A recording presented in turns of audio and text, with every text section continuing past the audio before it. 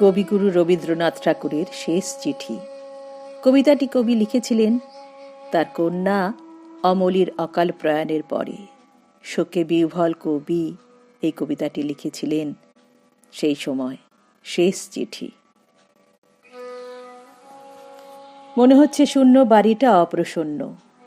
অপরাধ হয়েছে আমার, তাই আছি মুখ ফিরিয়ে। ঘরে ঘরে বেড়াই ঘুরে, আমার জায়গা নেই। হাঁপিয়ে বেরিয়ে চলে আসি। এই বাড়ি ভাড়া দিয়ে চলে যাব দেরাদুনে। অমলির ঘরে ঢুকতে পারিনি বহুদিন, মোচড় যেন দিত বুকে। ভাড়াটে আসবে, ঘর দিতেই হবে সাফ করে। তাই খুললেম ঘরের তালা।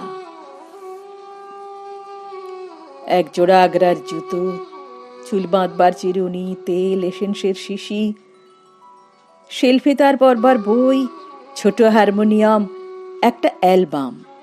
ছবি কেটে কেটে জুড়েছে তার পাতায়।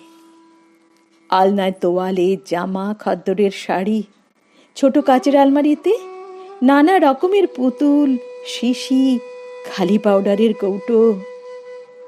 চুপ করে বসে রইলেম চৌকিতে, টেবিলের সামনে। লাল চামড়ার বাক্স স্কুলে নিয়ে যেত সঙ্গে। তার থেকে খাতাটি নিলেম তুলে। আঁক কষবার খাতা।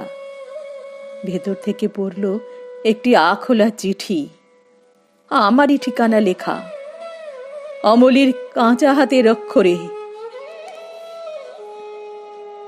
শুনেছি ডুবে মরবার সময় অতীতকালের সব ছবি এক মুহূর্তে দেখা দেয় নিবিড় হয়ে। চিঠিখানি হাতে নিয়ে তেমনি পড়ল মনে অনেক কথা এক নিমিষে।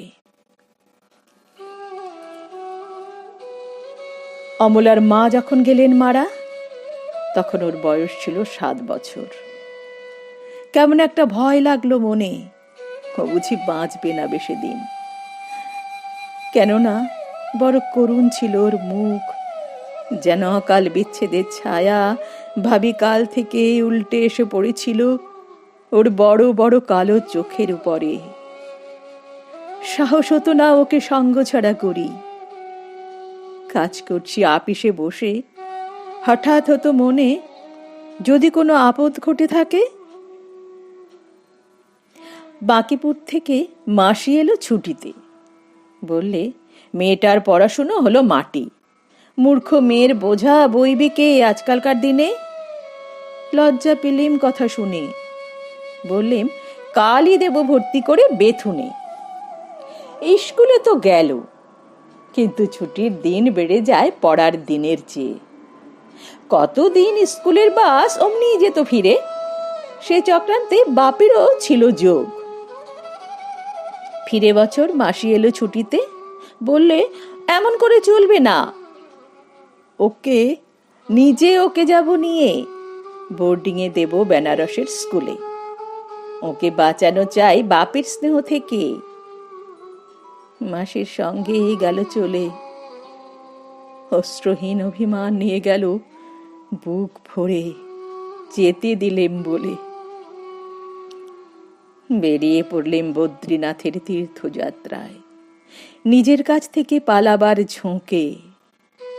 4 মাস খবর নেই। মনে হলো গ্রন্থি হয়েছে আলগা গুরুর কৃপায়। মেয়েকে মনে মনে সঁপে দিলেম দেবতার হাতে। বুকের থেকে নেমে গেল বোঝা। 4 মাস পরে এলেম ফিরে। ছুটেছিলেম অমলিকে দেখতে কাশিতে। পথের মধ্যে পেলেম চিঠি। কি আর বলবো, দেবতাই তাকে নিয়েছে। যাক সেসব কথা। অমলার ঘরে বসে সেই আখোলা চিঠি খুলে দেখি, তাতে লেখা তোমাকে দেখতে বড্ড ইচ্ছে করছে,